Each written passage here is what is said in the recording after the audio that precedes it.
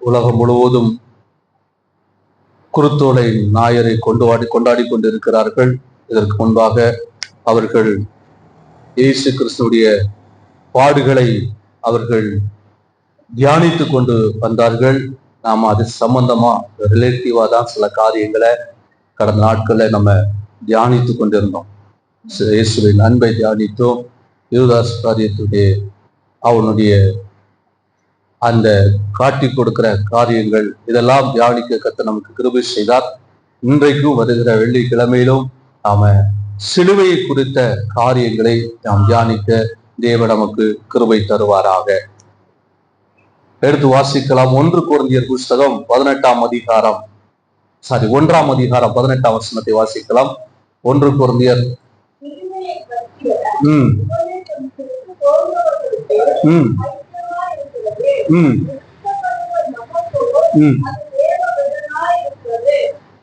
இன்னொரு வசனத்தை வாசிக்கலாம். கலாத்தியர் 6ஆம் அதிகாரம் 14ஆம் வசனம். கலாத்தியர் 6:14.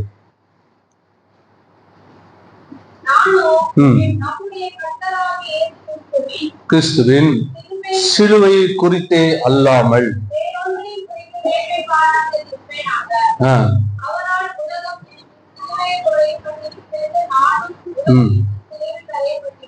கர்த்தருடைய நாம் மகிமைப்படுவதாக.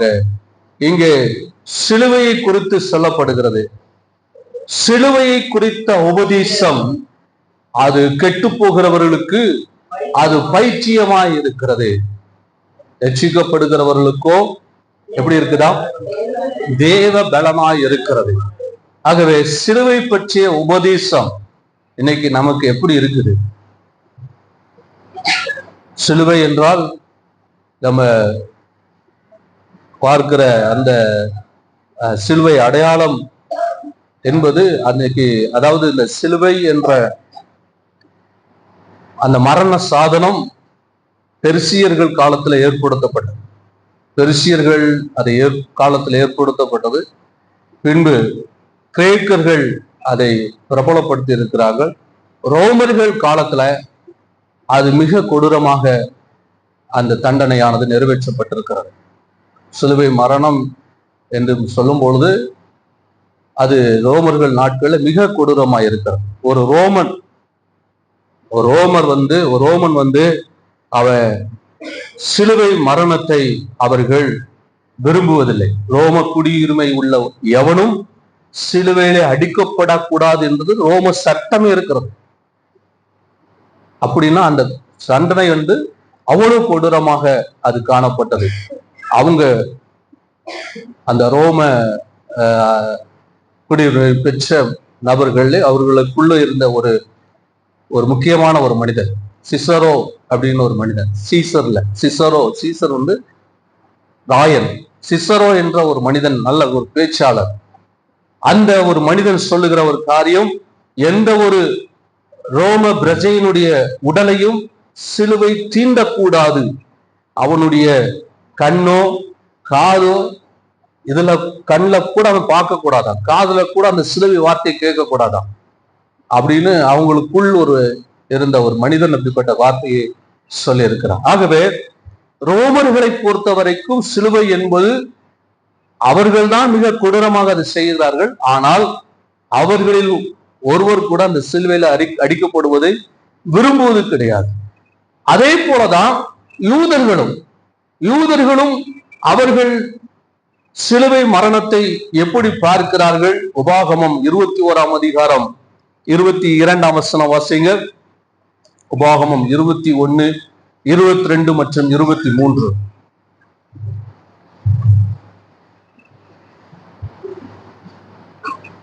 உபாகமம் 21ஆம் அதிகாரம் 22ஆம் வசனம் 23ஆம் வசனம். கொலை செய்யப்படவர்கள் மேல்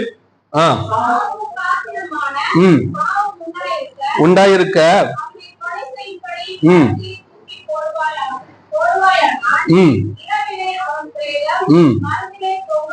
தொங்கலாகாது.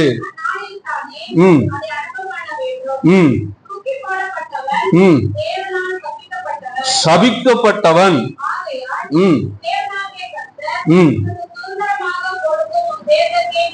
பாருங்க, சிலுவை என்பது மோசே நாட்கள் ஏற்படுத்தப்பட்டதா என்பது இல்லை. அது பெருசியர்கள் நாட்கள் தான் அவங்க தான் அதை அறிமுகப்படுத்தினது. ஆனா மோசே நாட்களிலே தூக்கு அந்த மரம் என்பது வேற. மரம் என்றுங்கிறது வேறு விதத்துல அது காணப்பட்டது. அதாவது மரம் கொலை குற்றம் செய்தவன், கொலை குற்றம் என்ன சொல்ல போனா கொலைக்கு பாத்திரமான குற்றம் செய்தவன், அதான் இங்க சொல்லப்படுகிறது. ஒருவன் சாவுக்கு பாத்திரமான பாவம் உண்டாயிருக்க அவனை கொலை செய்யும்படி மரத்திலே தூக்கி போடுவானால், அப்படின்னா ஒரு மனிதன் மரத்திலே தூக்கப்பட்டு கொலை செய்யப்படுவான் என்றால் அவன் யாரா இருக்கிறான்? அவன் கொலை செய்யும், அவன் அந்த சாவுக்கு பாத்திரமான பாவத்தை செய்திருக்கிறான். சாவுக்கு பாத்திரமான பாவத்தை செய்தவனைத்தான் எதுல தொங்க போடுகிறது? மரத்திலே தொங்கப்படுகிறது. அப்படி மரத்திலே தொங்கப்படுகிறதான அவன் சாவுக்கு பாத்திரமான பாவத்தை செய்தபடினால் அவன் தேவனால் சபிக்கப்பட்டவன். அவன் தேவனால் அப்படிப்பட்டவன் மரித்த பின்பு மரத்துல தொங்கக்கூடாது என்பது தேவன் மோசே மூலமா உபாகமத்தில் என்ன செய்திருக்கிறார்? சொல்லியிருக்கிறார். அவன் சபிக்கப்பட்டவன். அதனால யூதர்களும் இந்த சிலுவை மரணத்தை எப்படியாக பார்க்கிறார்கள்? சபிக்கப்பட்டதாக பார்க்கிறார்கள். ஏனால் சிலுவையிலே மரிக்கிற ஒவ்வொருவனும் எப்படிப்பட்டவனா இருக்கிறான்?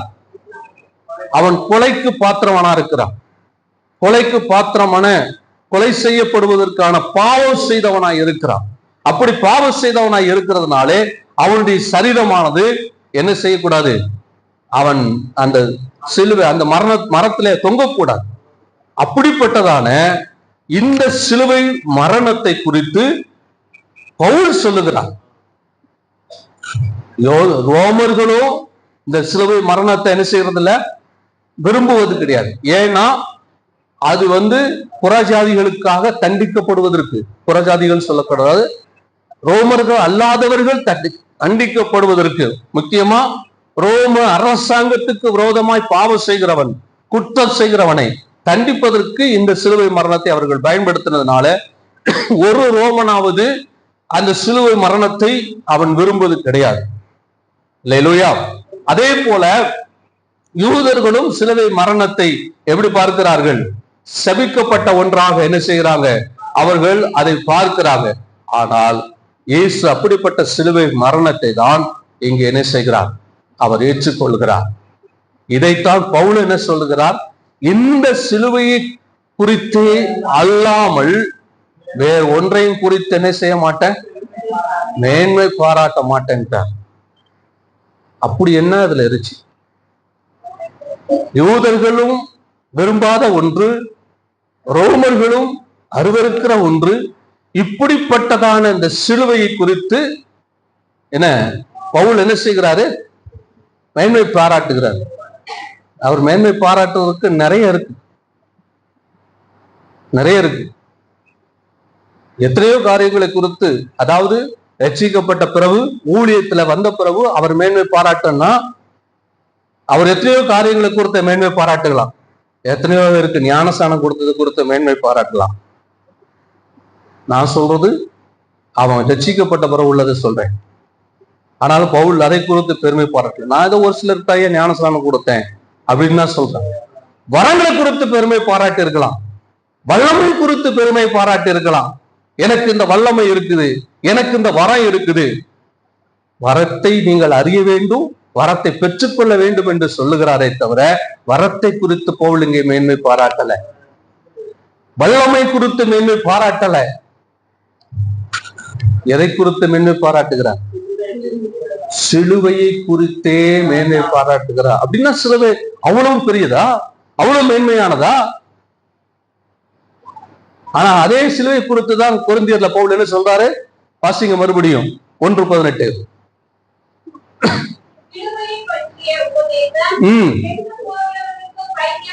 பைத்தியமாக இருக்கக்கூடிய ஒன்றது, உலகத்திலே உலக மனிதர்களுக்கு பைத்தியமாய் இருக்கிற ஒன்று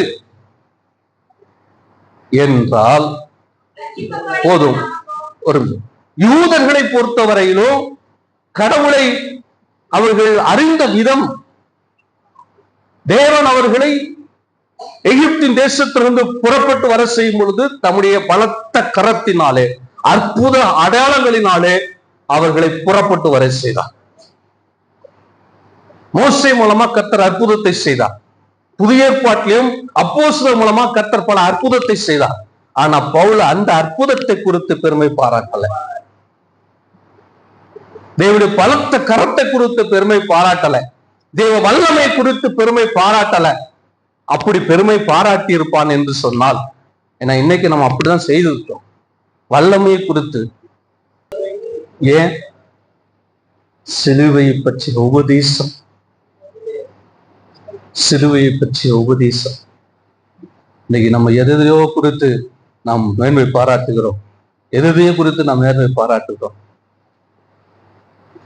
ஒரே ஒரு சரணத்தை பாடிட்டு பிரேயர் முடி பண்ணல. திரண்ட ஆஸ்தி, உயர்ந்த கல்வி, செல்வாக்குக மிகவும் விரும்பினோம். திரண்ட ஆஸ்தி, உயர்ந்த கல்வி, செல்வாக்குக மிகவும் விரும்பினோம். குருசை நோக்கி பார்க்க எனக்கு, குருசை நோக்கி பார்க்க எனக்கு உரிய பெருமை யாவும் அற்பமே, உரிய பெருமை யாவும் அற்பமே. இந்த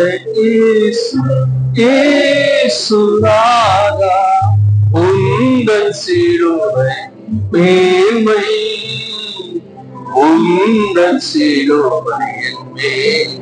பழைய பாட்டுல எவ்வளவு அர்த்தம் இருக்கு. திரண்ட ஆஸ்தி, உயர்ந்த கல்வி, எதை குறித்து மேன்மை பாராட்டு, இதெல்லாம் நமக்குள்ள அற்பமா என்னைக்கு வருது, அன்னைக்குதான் உங்க வாழ்க்கையில கிறிஸ்து மட்டுமே படுவா. சிலுவை எப்ப நம்ம உயர்த்துறோம், சிலுவை உயர்த்துறதில்ல, சிலுவை மரணத்தை, இயேசுவின் சிலுவை மரணத்தை நீங்க உயர்த்தினாலே போதும். நான் இவ்வளவு படிச்சிருக்கிறேன், எனக்கு இவ்வளவு ஆஸ்தி, எனக்கு இவ்வளவு பெரிய சபை. இன்னைக்கு ஊழியர்கள் எதை குறித்து வேணும், படிச்ச படிப்பு, பிஷப், டாக்டர், இவ்வளவு சபைகள் எனக்கு இருக்கு, நான் அத்தனை சபை வச்சிருக்கிறேன், இவ்வளவு ஆட்கள் வராங்க. எதுவும் நமக்கு மேன்மை அல்ல, சிலுவை குறித்தே அல்லாமல். அல்லேலூயா, அல்லேலூயா. சிலுவை குறித்தே அல்லாமல்.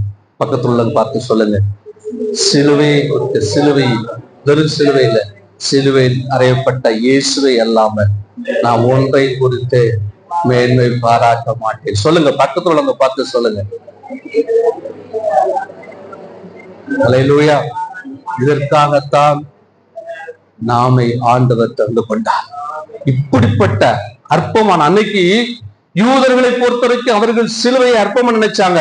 கடவுள் என்றால் அவர் அற்புதங்களினால் தன்னை வெளிப்படுத்துகிறவர், கடவுள் என்றால் அவர் வியாதியை சுகமாக்குகிறவர், கடவுள் என்றால் அற்புதங்களை செய்கிறவர், வல்லமை உள்ளவர் என்பதை தான் அன்றைக்கு யூதர்கள் அறிந்திருக்கிறார்கள்.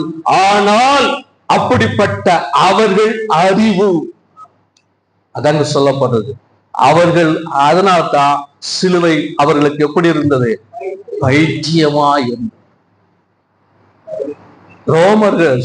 கிரேக்கர்கள் அவர்கள் ஞானத்துக்கு பெயர் பெற்றவர்கள், ஞானத்துக்கு முக்கிய அதிகமான காரியங்களை அவர்கள் கேட்டு கேட்டு படித்து படித்து பல காரியங்களை அறிந்து கொள்ளக்கூடிய அப்படிப்பட்ட வாஞ்சி உள்ளவர்கள் சிலுவையை தோண்டி தோண்டி தோண்டி தோண்டி பார்த்தாலும் அவங்களுக்கு சிலுவையில எதுவுமே தெரியல. அவங்க ஞானத்தினால அதை அறிந்து கொள்ள முடியல. கர்த்தர் கல்விமான்களுக்கு மறைத்து பாலர்களாய் நமக்கு அதை வெளிப்படுத்துகிறார். எத்தனை பேர் விசுவாசிக்கிறீங்க? அல்லேலூயா. கல்விமான்கள் அறிந்து கொள்ள முடியாத அந்த சிலுவையின் மேன்மையை, கல்விமான்களால புரிந்து கொள்ள முடியாத அந்த சிலுவையின் மேன்மையை ஆண்டவர் உங்களுக்கு எனக்கு தந்திருக்கிறார். எத்தனை பேர் விசுவாசிக்கிறீங்க? அல்லேலூயா, அல்லேலூயா, அல்லேலூயா. இதற்காகவே இந்த சிலுவை இயேசு எப்ப தெரிந்து கொண்டார் என்று வேதம் சொல்லுகிறது. வெளிப்படுத்தின விசேஷம் 13ஆம் அதிகாரம் 8ஆம் வசனம்.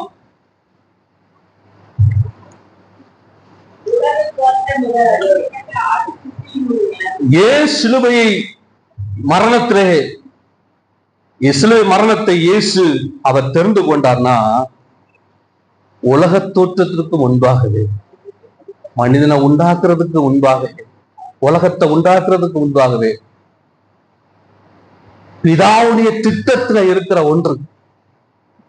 உலக தோற்றத்துக்கு முன்பாகவே, மனிதன் படைக்கப்படுவதற்கு முன்பாகவே மனிதன் பாவம் செய்வான் என்று தெரிந்த படைச்சாரு. ஆண்டவரை பாருங்களேன், இவன் தவறு செய்கிறவன் தெரிந்து படைத்தார், பாவம் செய்வான் தெரிந்து படைத்தார். அப்படி பாவம் செய்கிறவனுக்கு அங்க ஏதேனும் ஒரு தீர்வை வச்சிருந்தார். அதுவும் செயல்படல. பலி செலுத்துற மூலமாக அவன் தேவனிடத்துல வருவதற்கு தீர்வு கொண்டு அதுவும் சரிப்படல. நியாயப்பிரமாணத்தை கொடுத்தார், அதுவும் சரிப்படல. ஆனா அவர் உலக தோற்றத்திற்கு முன்பாகவே இதுதான் சரியான சொல்யூஷன், என் குமாரனையர், என் ஒரே பேரான குமாரனாகிய கிறிஸ்துவை இந்த உலகத்திற்கு அனுப்பி அந்த சிலுவை மரணத்தின் மூலமாக உலக மனுகுலத்தை ரட்சிக்க வேண்டும் என்று தேவன் திட்டம் வைத்திருந்தார். அல்லேலூயா, அல்லேலூயா. சிலுவை மரணம் ஒன்றுதான் உலகத்துக்கு, பாவத்துல வாழ்கிற மனுகுலத்திற்கு ரட்சிப்பதற்கான ஒரே வழி சிலுவை ஒன்றுதான். அல்லேலூயா. அவருடைய நாமம் அல்லாம ரட்சிக்கப்படுவதற்கு இந்த உலகத்துல வேறு நாமம் கிடையாது. அல்லேலூயா. ஏன் கிடையாது? இயேசு ஒருவர் தான். அந்த உலகத்துல எத்தனையோ பெரிய மனிதர்கள் இருந்தாங்க. இயேசுவையும் ஒரு தீர்க்கதரிசி, நபி என்று சொல்லுகிறார்கள். ஆனா இயேசு ஒருவர் தான் மனிதனுடைய பாவத்துக்காக சிலுவையில மரித்த ஒரே நபி. வேற யாரும் மரிக்கல. அல்லேலூயா. மனிதனுடைய பாவத்துக்காக மரித்த ஒரே நபர் யாரு? இயேசு ஒருவர் தான். அவர் நாமமே எல்லாம் ரட்சிக்கப்பட வேறு நாமும் கட்டளையிடப்படவில்லை. அல்லேலூயா. ஆகவே இந்த சிலுவை மரணத்தின் மூலமாக இயேசு நமக்கு சம்பாதித்து வைத்த மேன்மையை, ஒரு சில காரியங்களை இன்னைக்கு நம்ம தியானிக்க போகிறோம். முதலாவது கலாத்தியர் 3ஆம் அதிகாரம் 13ஆம் வசனம் வாசிங்க. மரத்திலே தூக்கப்பட்ட எவனும்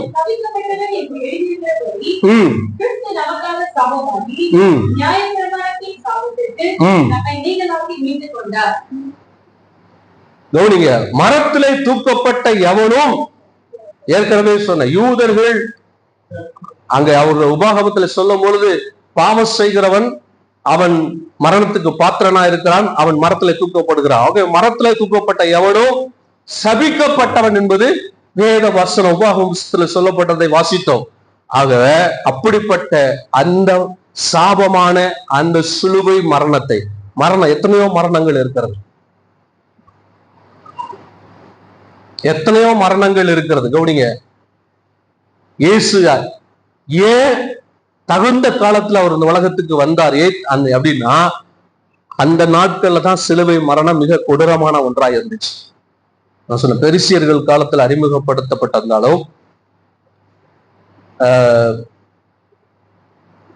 அடுத்தது கிரேக்கர்கள் நாட்கள்ல பிரபலமா இருந்தாலும், ரோமர்கள் காலத்துலதான் மிக கொடூரமா இருக்கும்.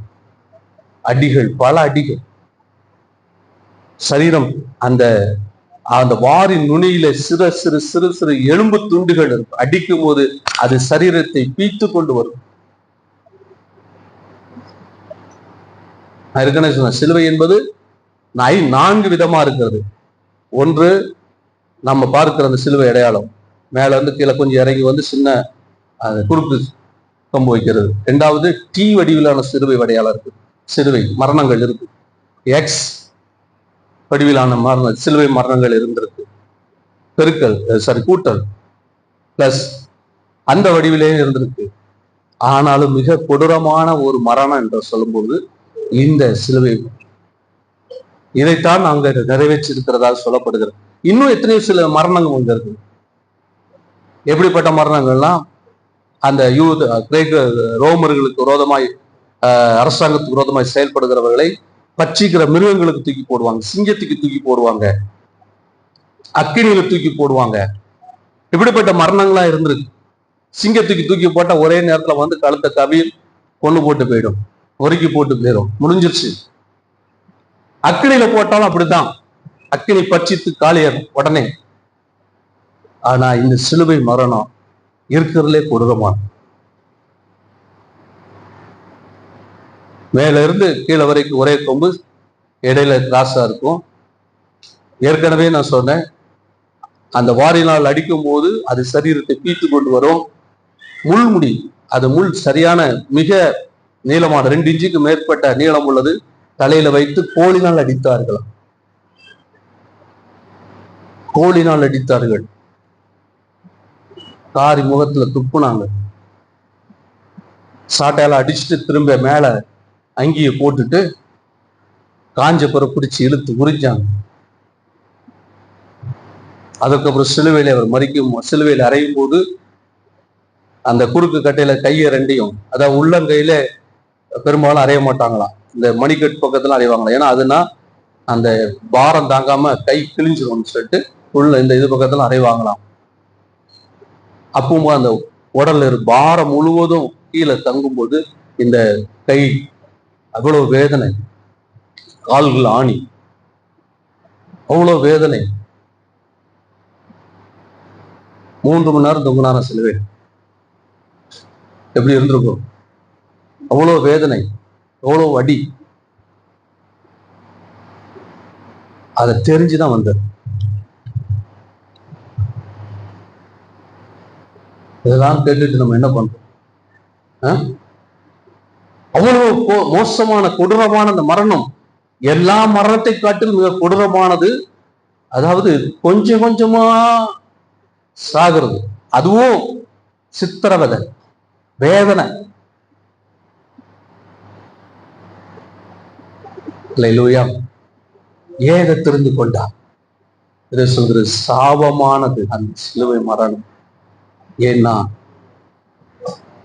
அந்த சிலுவை சாபமான அந்த சிலுவை மரணத்தின் மூலமாக மனுகுலத்தை எல்லா சாபத்தினின்றும் ரட்சிக்கும்படிக்கு இயேசு அந்த சாபமான சிலுவை மரணத்தை ஏற்றுக்கொண்டார். எத்தனை பேர் விசுவாசிக்கிறீங்க? ஒரு அல்லேலூயா சொல்லலாமா? அல்லேலூயா. உங்களுடைய என்னுடைய எல்லா சாபம், நியாயப்பிரமாணம் தான் இருக்கிறதுலே மிக கொடூரமான நியாயப்பிரமாணம். அன்றைக்கு அதாவது யூதர்களை பொறுத்த வரைக்கும் அவர்கள் கிரியையினால் அவர்கள் நீதிமானாக்கப்பட்டது.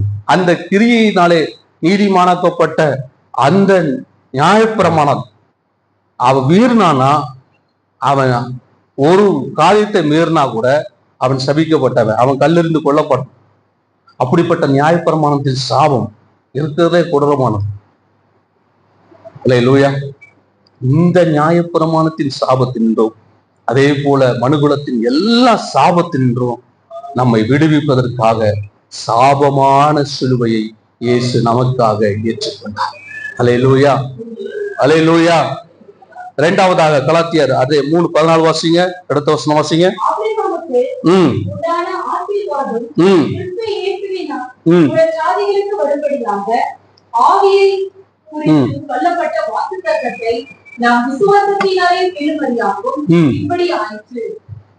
அப்போ அதே போல ஆதியாகமம் 12ஆம் அதிகாரம் வாசிங்க. ஆபிரகாமுக்கு தேவன் சொன்ன வார்த்தையை ஆதியாகமம் 12 வாசிங்க.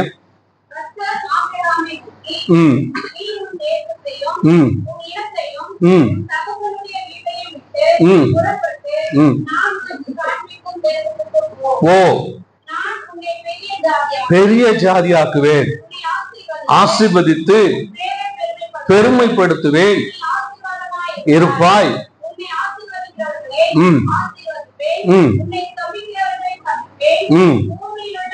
பூமியில் உள்ள வம்சங்கள் பாருங்க, உன் சந்ததி மட்டும் கடவுள் ஆண்டது சொல்லல. ஆபிரகாமுக்கு ஆண்டவர் ஆபிரகாமுக்கு உன் சந்ததி மட்டும் ஆசீர்வதிப்பேன்னு சொல்லல, நீ ஆசீர்வாதமாயிருப்பாய், உன்னை பெரிய ஜாதி ஆக்குவேன். இது அவனுக்கு மட்டும் சொல்லப்பட்டது. ஆனா அடுத்து சொல்லி இருக்குது, ஆவினாலே அவனுக்கு சொல்லப்பட்ட வாக்குத்தத்தம் பூமியின் சந்ததிகள். இது எப்ப நடக்குதுன்னா, இயேசு கிறிஸ்துடைய சிலுவையின் மூலமாக ஆபிரகாமுக்கு சொல்லப்பட்ட ஆசீர்வாதம் நமக்கும் உண்டாகிறது. எத்தனை பேர் விசுவாசிக்கிறீங்க? அல்லேலூயா. ஏன்னா ஆபிரகாமுடைய சந்ததி அந்த நியாயப்பிரமாணத்தின்படி அவர்கள் ஆசீர்வதிக்கப்படும்படி அவர்கள் ஆசீர்வாதத்தை தேடினார்கள், அவர்கள் பெற முடியல. ஆகவே நியாயப்பிரமாணத்தின்படி வாழ்ந்த புற யூதர்களானாலும் சரி, விருத்த சேதனம் பண்ணப்பட்டவர்களானாலும் சரி, விருத்த சேதனம் பண்ணப்படாதவர்களானாலும் சரி, எல்லாரும் இந்த ஆபிரகாமுக்குள் ஆசீர்வதிக்கப்படுவார்கள் என்று சொல்லி தேவன் ஏற்கனவே ஆபிரகாமுக்கு சொன்ன அந்த வாக்கு தத்தத்தை இந்த சிலுவையிலே இயேசு சம்பாதித்த அந்த மேன்மையினாலே நாம் பெற்றுக்கொள்ள முடியும். அல்லேலூயா. இயேசு சிலுவை மரணத்தை அடையாவிட்டால் நாம் அந்த நியாயப்பிரமாணத்துக்குள்ளதான் யூதர்கள் இருப்பாங்க, புறஜாதிகளா இருக்கிற நாமும் அதுக்குள்ள வர முடியாது. ஆனா சிலுவை மரணம் என்ன செஞ்சிருக்கு தெரியுமா? அடுத்த இருக்குது. சிலுவை மரணம் ஆபிரகாமுக்கு தேவன் சொன்ன அந்த வாக்கு தத்தத்தை நாமும் பெற்றுக்கொள்ளும்படியாக இயேசுவின் சிலுவை மரணம் நமக்கு அதை பெற்று தந்திருக்கு. அல்லேலூயா, அல்லேலூயா. சில தாய் தகப்பு சில ஆட்கள் சொத்தை சேர்த்து வச்சு செத்து போயிருப்பாங்க. அந்த சொத்தை அதை திரும்ப சுதந்திரிப்பதற்கு வாரிசு சர்டிபிகேட்டை போய் அப்ளை பண்ணி அந்த வாரிசு சர்டிபிகேட்டை வாங்கிட்டு வந்து திரும்ப அதுக்காக போராடி கோர்ட்ல கேஸை போட்டு போராடி தான் ஒருத்தர் என்ன செய்யறாங்க, அந்த ஆஸ்தியை சுதந்திரிக்கிறாங்க. ஆனா நமக்கு எந்த போராட்டம் கிடையாது. இச்சிலுவையை விசுவாசித்தால் ஆபிரகாமுக்கு சொல்லப்பட்ட ஆசீர்வாதம் உங்களுக்கு எனக்கு உண்டாகும். எத்தனை பேர் விசுவாசிக்கிறீங்க? அல்லேலூயா. இதற்காகத்தான் இயேசு நமக்காக சிலுவையை சுமந்தார். மூன்றாவதாக எபேசியர் 2ஆம் அதிகாரம் 13ஆம் வசனத்திலிருந்து வாசிக்கலாம். எபேசியர் 2:13.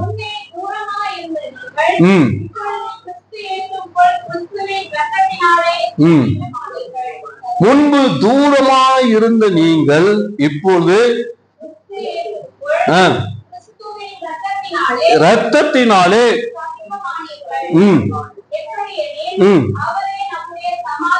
சமாதான காரணராகி இரு திறத்தாரையும் ஒன்றாக்கி. இரு திறத்தார்னா யாரு? புறஜாதியர், அதாவது யூதர்கள், புறஜாதியர்கள். யூதர்கள் விருத்த சேதனம் பண்ணப்பட்டவர்கள், புறஜாதிகள் விருத்த சேதனம் செய்யப்படாதவர்கள், நியாயப்பிரமாணத்துக்கு உட்பட்டவர்கள், நியாயப்பிரமாணத்துக்கு உட்படாதவர்கள். இப்படிப்பட்ட இரு திறத்தார். அல்லேலூயா. நான் அதான் சொல்றேன், ஆபிரகாமுக்கு ஆண்டவர் சொல்லும் பொழுது என்ன சொன்னாரு? உன் மூலம் பூமியின் வம்சங்கள்லாம். அப்படின்னா இப்போ ஆபிரகாம் மூலமா வர்றது ஒரு கூட்டம் தான் வருது. யாரு? நியாயப்பிரமாண கிரியைக்காரர்கள் தான் வராங்க. விருத்த சேதனம் செய்யப்பட்டவர்கள் மட்டும்தான் வராங்க. பூமியின் எல்லாரும் வரல. அப்படிதானே? ஆபிரகாம் மூலமா யார் மட்டும்தான் வந்துட்டு இருக்கிறா? ஆபிரகாம் சந்ததியிலிருந்து யாரும் வந்துட்டு இருக்கிறா? நியாயப்பிரமாண கிரியைக்காரர்கள் மட்டும்தான் வந்துட்டு இருக்கிறாங்க. யார் வரல? புறஜாதியர்கள் வரல. நியாயப்பிரமாணத்துக்கு அப்பாற்பட்டவர் வரல. விருத்த சேதனம் செய்யப்பட்டவர் வரல. ஆனா இந்த இரு திறத்தாரி அன்னைக்கு ரெண்டே கூட்டம் தான். உலகத்துல எத்தனையோ ஜாதி நம்ம வச்சுக்கிட்டோம். ஆனா அன்னைக்கு ரெண்டே கூட்டம் தான். ஆண்டவருடைய பார்வையில அந்த உலகத்துல ஆண்டவர் பார்க்கிற ரெண்டே கூட்டம் தான். யூதன், புறஜாதி. யூதன், கிரேக்க, அவ்வளவுதான். கிரேக்கன்னா புறஜாதியர். கிரேக்க சாம்ராஜ்யம் உலகம் முழுவதும் இருந்தது. அது ரெண்டு கூட்டம் தான். இந்த இரு திறத்தாரையும் என்ன செஞ்சார் ஆண்டவர்? வாசிங்க, தொடர்ந்து வாசிங்க. ரெண்டு பேருக்கும் நடுவாக இருக்கிறது என்னது? விருத்த சேதனம், விருத்த சேதனம் இல்லாது. நியாயப்பிரமாணம், நியாயப்பிரமாணம். இதுதான் நடுவாக இருந்தது. இது ரெண்டு பேருக்கு என்ன ஆகுறது? யூதர்கள் பெருமையா சொல்றான், நான் விருத்த சேதனம் செய்யப்பட்டவன், நான் ஆபிரகாமுடைய சந்ததி. ஆனா இங்க சொல்றதுக்கு நமக்கு என்ன ஒண்ணுமே இல்லை. நாம் ஆபிரகாமுடைய சந்ததியா? இல்லை. இன்றைக்கு எப்படி நம்ம ஆபிரகாமுடைய சந்ததி இல்லையோ, இஸ்லாமியர்கள் யாரும் இஸ்மவேல் சந்ததி கிடையாது. வேணா வந்து நிறைய கேட்கலாம், நம்ம ஆபிரகாம் சந்ததியா? இல்லை. அல்லேலூயா. அப்ப பாருங்க, இந்த நடுச்சுவர், பகையாகின்ற நடுச்சுவரை தகர்த்து வாசிங்க.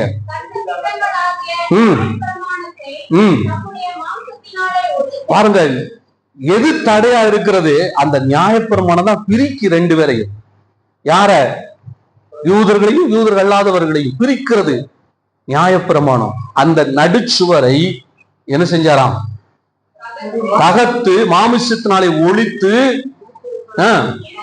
இரு திறத்தாரையும் தமக்குள்ளாக ஒரே புதிய மனுஷனாக சிருஷித்து சமாதானம் பண்ணி பகையை, எந்த பகைய?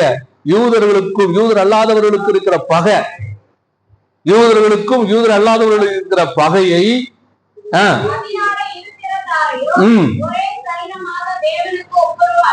அல்லேலூயா அல்லேலூயா. இயேசு இரு திறத்தாரையும் என்ன செய்தார்? ஒப்புரவாக்கினார். அல்லேலூயா. இன்னைக்கு யூதன் அல்ல, கிரேக்கன் அல்ல, நம்ம எல்லாம் கிறிஸ்துவுக்குள் எப்படி இருக்கிறோம்? ஒன்றாய் இருக்கிறோம். அப்படி ஒன்றாய் இருக்கிறதுனாலதான் ஆபிரகாமுக்கு ஆண்டவர் சொன்ன வாக்கு தத்தத்தை, அந்த ஆசீர்வாதத்தை இன்றைக்கு நாமும் என்ன செய்கிறோம்? தேவன் ஆபிரகாமுக்கு சொன்னதை நாமும் என்ன செய்கிறோம்? பெற்றுக்கொள்கிறோம், சுதந்திரிக்கிறோம். அல்லேலூயா அல்லேலூயா. ஆசீர்வாதம் என்பது ஐஸ்வர்யம், பேர்ப்புகள் அல்ல. ஆசீர்வாதம் என்பது தேவனுடைய பரிபூரணம், தேவனுடைய பரிபூர்ண செல்வம், தேவனிடத்திலிருந்து கிடைக்கப்படுகிற நிறைவான பலன். இதை நாம் நம்முடைய சுய கிரியையினால் அல்ல. இன்னைக்கும் புறஜாதிகளா இருக்கிற நாம அநேகர் கிரியைக்காரர்களாக மாறிவிட்டோம். கிரியைகள்னாலே நம்ம பல காரியங்களை நம்ம செய்து எந்த ஒரு காரியத்தையும் நம்ம சாதிக்க முடியாது. இன்னொன்னு, நீங்க கிரியையினாலே ஒரு காரியத்தை செஞ்சா உங்க விசுவாசமும் உங்கள் ஜெபமும் வீணற்றது, பலனற்றது. அது வீணற்றது இல்ல, வீண். ஒரு காரியத்தை நீங்க செய்து தேவனிடத்துல அந்த எதையாவது பெறலாம் என்றால் உங்கள் விசுவாச வீண். ஏன்னா இரு திறத்தாரையும் ஒன்றாக்கி விசுவாசத்தினாலே ஆபிரகாமிடத்திலிருந்து பெரிய ஆசீர்வாதத்தை நாம் பெற்றுக்கொள்வதற்கு தேவன் நமக்கு கிருபை செய்திருக்கிறார். ஆகவே எந்த கிரியையினாலும் நாம் தேவனிடத்திலிருந்து ஆசீர்வாதத்தை பெற முடியாது. எதனால பெற முடியும்? விசுவாசத்துக்கு. அடுத்து நான்காவதாக வாசிக்க கொலோசியர் 1:14 கொலோசியர் 1:14 வாசிங்க.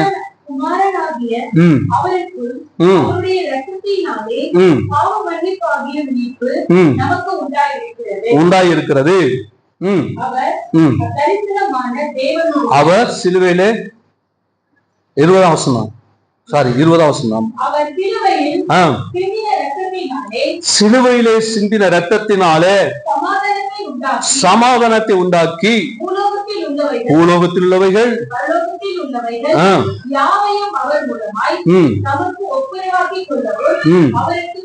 பாருங்க, பூமியிலேயும் ரெண்டு கூட்டமா இருந்தது ஒன்னாக்குனாரு. பரலோகம் பூமியில ரெண்டும் தனித்தனியா இருந்துச்சு. ஏன்னா பரலோகத்துக்கு பூமிக்கு என்ன கிடையாது, சமாதானம் இல்லாம இருந்துச்சு. இந்த சிலுவையில எதெல்லாம் ஒப்புரவாக்கி இருக்கிறார் பாருங்க. நியாயப்பிரமாண கிரியைக்காரர்கள், என்ன நியாயப்பிரமாணம் இல்லாதவர்கள், விருத்த சேவனை செய்யப்பட்டவர்கள், இதை ஒன்னாக்கி இருக்காரு.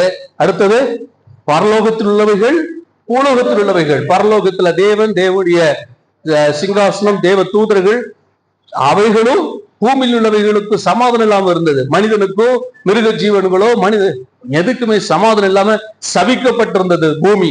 அப்ப சபிக்கப்பட்ட இந்த பூமி, சபிக்கப்பட்ட பூமியில் இருக்கிற மனிதனுக்கும் பரலோகத்தில் உள்ளவைகளுக்கு என்ன செய்தாராம்? சமாதானத்தை உண்டாக்கினார், ஒப்புரவாக்கினார். அல்லேலூயா. எதனால?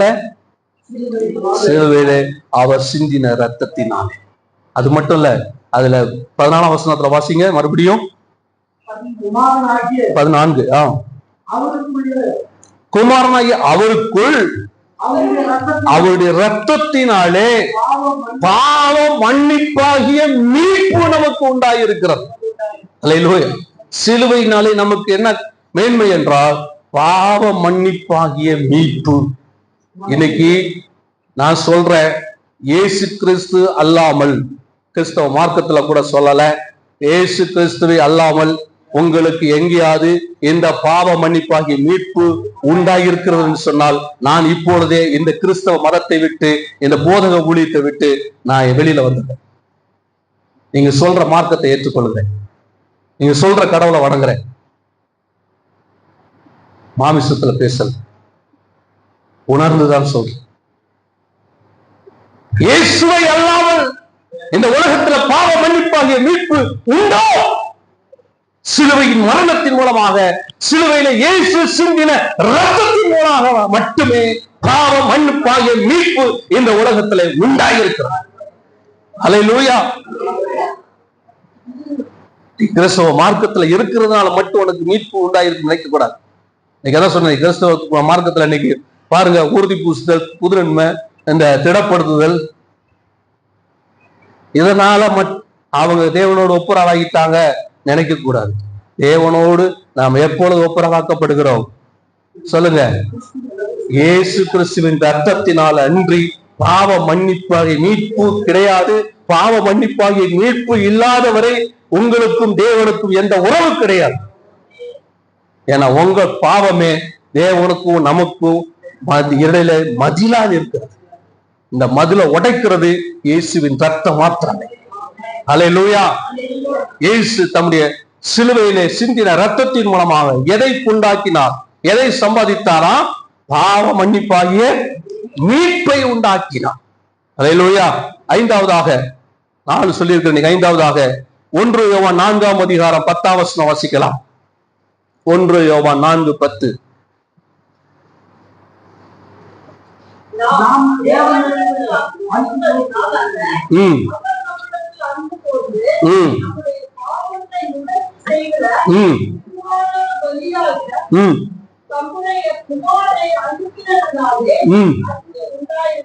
அல்லேலூயா. இயேசுவை சிலுவையிலே ஒப்பு கொடுத்தது மூலமாக தம்முடைய ஒரே பேரான குமாரனை இந்த உலகத்துக்கு தேவன் அனுப்பி தந்தது மூலமாக எது உண்டாயிருக்கிறது? மனுகுலத்தின் மேல் தேவன் வைத்த அந்த அன்பு வெளிப்பட்டிருக்கிறது. இன்னும் சொல்ல போனா தேவ அன்பு நமக்குள் உண்டாயிருக்கிறது. அல்லேலூயா. அதான் அங்க சொல்லப்படுது. நாம் தேவனிடத்தில் அன்பு கூர்ந்ததனால் அல்ல, வாசிங்க,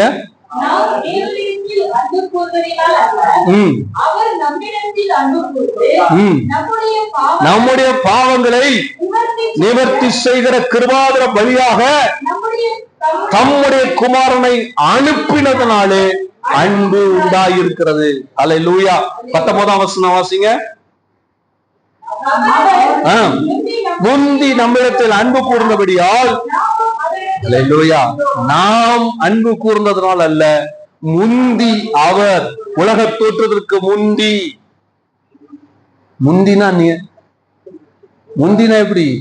நாம் பிறக்காததுக்கு முந்தி, தாயின் கருவிலை உருவாகாததற்கு முன்பு, உலக தோற்றத்திற்கு முன்பு, உலகம் படைக்கப்படாததற்கு முன்பு, மனிதன் படைக்கப்படாததற்கு முன்பாகவே அவர் அடிக்கப்படும்படி தெரிந்து கொள்ளப்பட்டாரா?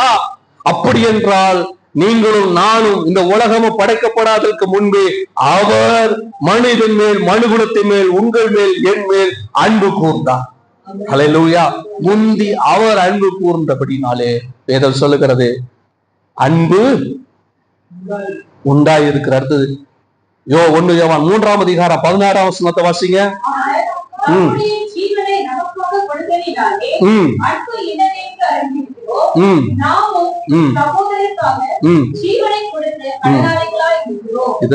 இந்த வசனத்தின் அடிப்படையில தான் அநேக தேவ மனிதர்கள் ஜீவனை கொடுத்திருக்கிறார்.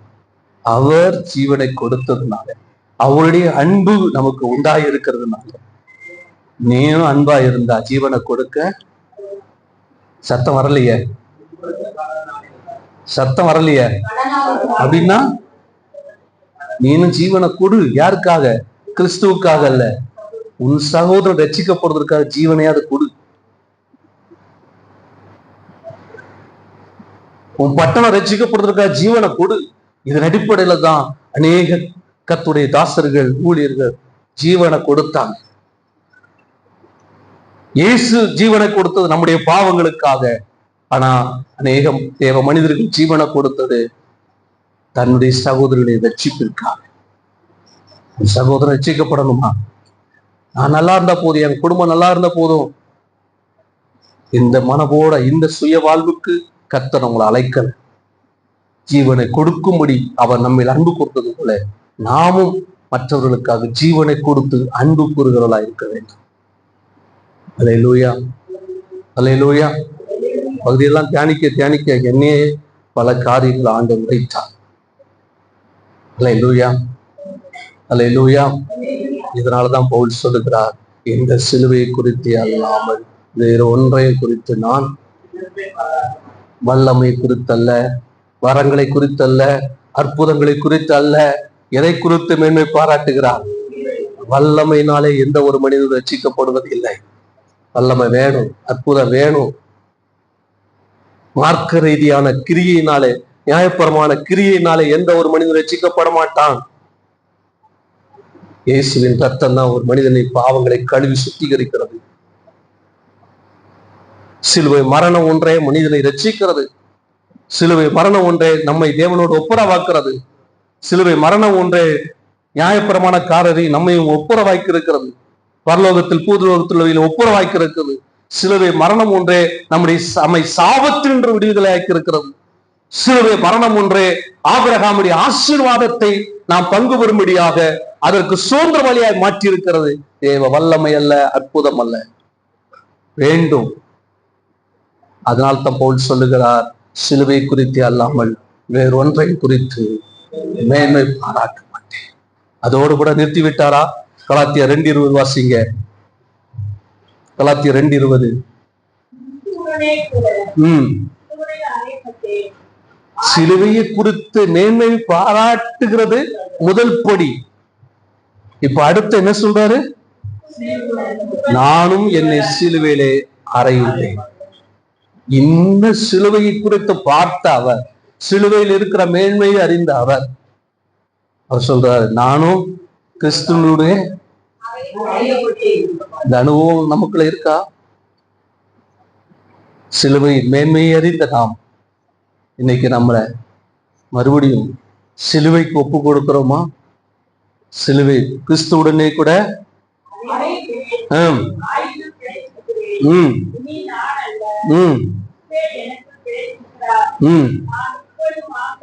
இப்பொழுது மாமிசத்தில் பிழைத்திருக்கிறதோ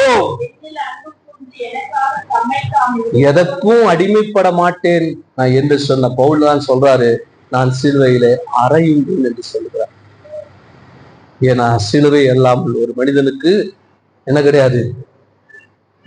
ரட்சிப்பு, மீட்பு இல்ல, சாபத்திலிருந்து விடுதலை இல்ல, ஆபிரகாம் ஆசீர்வாதம் இல்ல, ஒப்புரவாக்குதல் இல்ல, தேவ அன்பு இல்ல.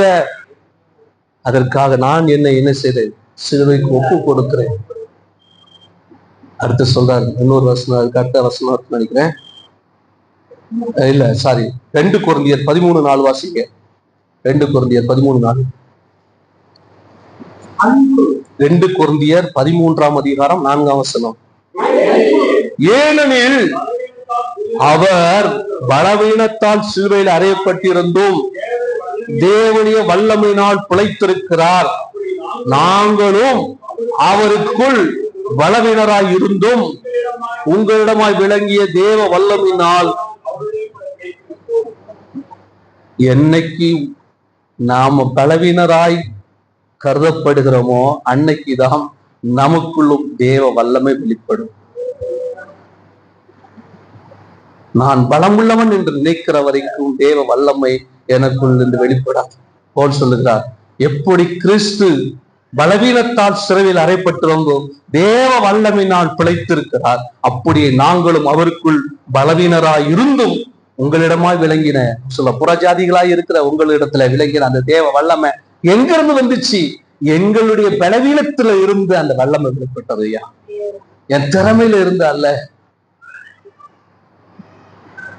என் திறமையில இருந்து அல்ல, என்னுடைய பலவீனத்துல இருந்து. இன்னைக்கு நாம் பலவீனரா இருக்கிறோமா? உங்க பலவீனத்துல இருந்துதான் தேவ வல்லமை வெளிப்படும். நான் பலவானா இருக்கிற வரைக்கும், என்னைக்கும் நம்ம பலவானா இருக்கிறோமோ அது வரைக்கும் உங்களிலிருந்து என்னிலிருந்து தேவ வல்லமை வெளிப்படுவதில்லை. கிறிஸ்து பலவீனராய், அவர் பலமுள்ளவராய் இருந்தாலும் சிலுவையிலே அறையப்பட்டது மூலமாய் தான் பலவீனராய் வெளிப்பட்டார். அவர் பலவீனராய் வெளிப்பட்டது மூலமாக தேவ வல்லமை அவர் மூலமா வெளிப்பட்டு 3ஆம் நாளில் அவர் உயிரோடு இருந்தார்.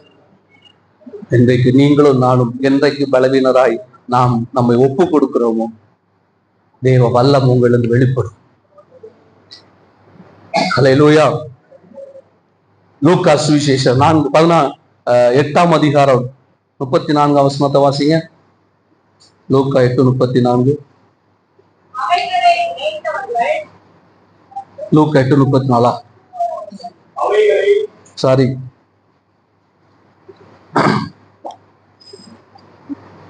மார்க் 8:34.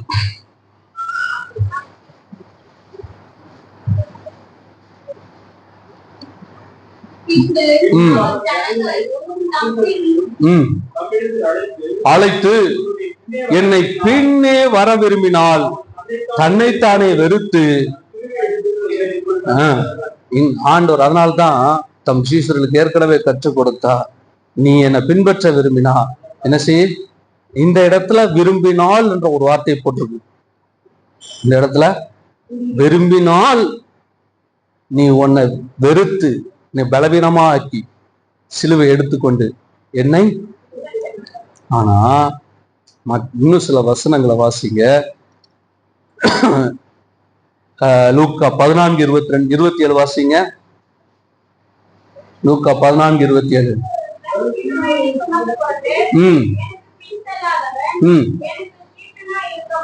இங்க என்ன சொன்னாரு? விரும்பினால் என்றுதான் இருக்குது. ஆனா அங்க சொல்லுகிறாரு, நீ சீசன்னா சிலுவை எடுத்துக்கொண்டு வா, சிலுவை எடுத்துக்கொண்டு பின் செல்லாதவன் எனக்கு. நீங்களும் நானும் யாரு?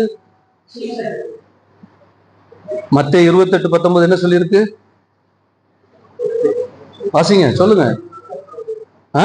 பின்பற்ற விரும்பினாலாம் 28:19 வாசிங்க.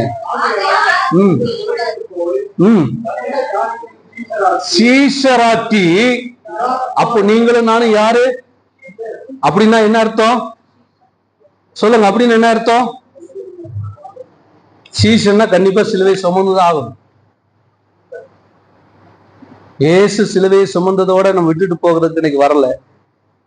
பவுல் இயேசுவின் சிலுவையை பார்த்த மாத்திரத்துல தன்னையும் சிலுவைக்கு ஒப்பு கொடுத்தான். சிலுவை குறித்து அல்லாமல் எதையும் மேன்மை பாராட்ட மாட்டேன் என்று சொன்னவர் அதே சிலுவைக்கு தன்னை ஒப்பு கொடுத்தார். சிலுவையில இயேசு பலவீனரா இருந்தோம் வெள்ளம் வெளிப்பட்டது போல தன்னை ஒப்பு கொடுத்தது நிமித்தமாய் தேவ வல்லமை அவர் மூலமாய் புறஜாதி மத்தியில வெளிப்பட்டது. அதே போலதான் இன்னைக்கு சிலுவைக்கு நம்மையும் ஒப்பு கொடுக்கும் போது, அதுவும் நானா சீசன், எல்லாருமே சீசன் தான். சீசன் ஆனா தான் ஞானஸ்தானம்,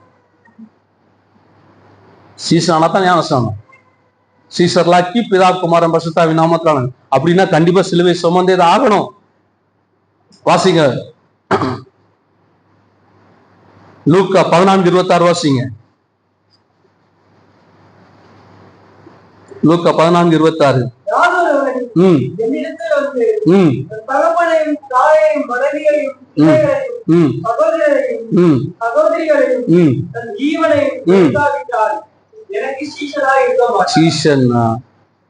ஏதாவது சொல்றேன், மற்றவங்களை நேசிக்கதான் என்று சொல்லியிருக்கிறாரே தவிர யாரையும் பிரியப்படுத்த சொல்லல. நிறைய நேரங்களை நம்ம விரும்பாததை நாம் செய்து கொண்டிருக்கிறது காரணம் என்னவென்றால், பவுல் சொல்லாம நான் விரும்புறதை செய்யாமல் விரும்பாதே செய்கிறேன். ஏன் விரும்பாத நம்ம செய்யறோம் தெரியுமா? மாமிசம் உன்னை நம்மளை பிரியப்படுத்துறோம், இல்லைன்னா மற்றவங்களை பிரியப்படுத்த சொல்லி வர சொல்ல. அவங்கள நேசிக்கணும். யாரையும் பிரியப்படுத்தணும்னு நினைச்சீங்கன்னா அதுவே உங்களுக்கு கண்ணியா மாறும். நேசித்து செய்யுங்க. பாஸ்டர் பிரியப்படுத்தணும் செய்யாது, என்னை நேசிச்சா செய்யுங்க. நிறைய நேரங்கள்ல நாம் ஏன் விரும்பாத செய்கிறதுக்கு ஒரே காரணம், விரும்பாத அநேக செய்யறதுக்கு ஒரே காரணம் என்ன தெரியுமா? நீங்க அவங்களை பிரியப்படுத்த பாக்குறீங்க, மனுஷனை பிரியப்படுத்த பாக்குறீங்க. உங்க சொந்த மாமிசம் ஏன் நீங்க விரும்பாதே செய்கிற தெரியுமா? அநேக நேரங்கள் சொந்த மாமிசத்தை மட்டுமே பிரியப்படுத்த பாக்குறீங்க. அதனாலதான் ஆண்டு சொல்ல, எவன் ஒருவன் தன்னுடைய வாசிங்க 26 லூக்கா 14:26.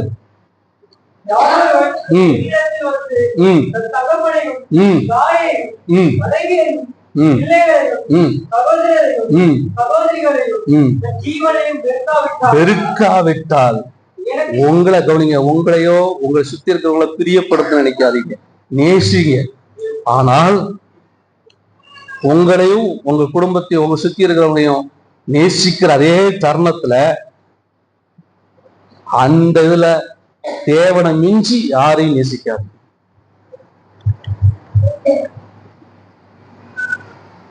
அப்படின்னா நீங்க சீசனா இருக்க முடியாது, சீசனா இருக்க முடியாது. இப்படி சொல்றதுனால பவுல் சொன்ன மாதிரி சத்ருவானா பரவாயில்ல, வசனம் அப்படித்தான் இருக்கு.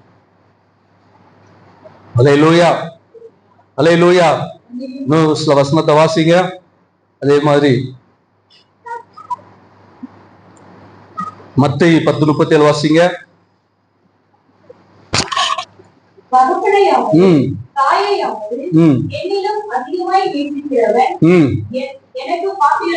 பாத்திரன் அல்ல,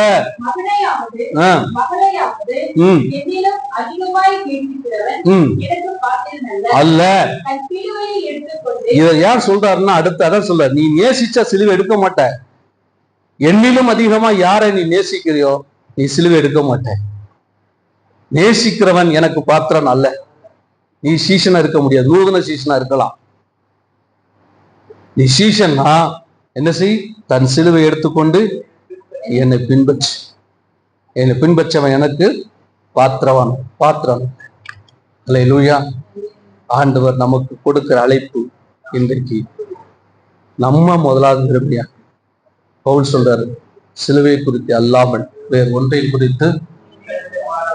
காரணம், சிலுவை குறித்து வல்லமை வரங்களை குறித்து மேன்மை பாராட்டல. ஏன்னா ஒரு மனிதன் வல்லமையினால ரட்சிக்கப்படுவது கிடையாது, அற்புதங்களால ரட்சிக்கப்படுவது கிடையாது. இயேசுக்கு பின்னால் எத்தனை பேர் வந்தாங்க, அற்புதங்களை பெற்றாங்க, அவங்க எல்லாம் ரட்சிக்கப்பட்டாங்கன்னு தெரியுமா? அவங்க தானே சிலுவையில் அடிச்சு கொண்டாங்க, அவங்க தானே சிலுவை எரிஞ்சு கொண்டாங்க. இன்னைக்கு குருத்தோலை தூக்கிட்டு பவுடி போற எத்தனையோ பேர் இந்த வாரத்துல அடுத்த ஈஸ்டருக்கு அப்புறம் தண்ணி அடிக்காம இருக்கீங்களா? குடிக்காம இருப்பியா? சிகரெட் அடிக்காம இருப்பியா? வேசித்தனம் பண்ணாம இருப்பியா? அப்படியா இன்னைக்கு குருத்தோலை தூக்கி கொண்டு ஓசனா பாடுறல என்ன அர்த்தம்? நீ யாரு? உனக்கு என்ன அதிகாரம் இருக்கு? சிலுவையை சுமக்காம நீ நூதன சீசனா இருக்க. இன்னைக்கு ஒரு சிலுவை எடுத்துக்கொண்டு அவரை பின்பற்ற ஒப்புக்கொடு. குருத்தோலை அல்ல சிலுவை, குருத்தோலை அல்ல சிலுவை.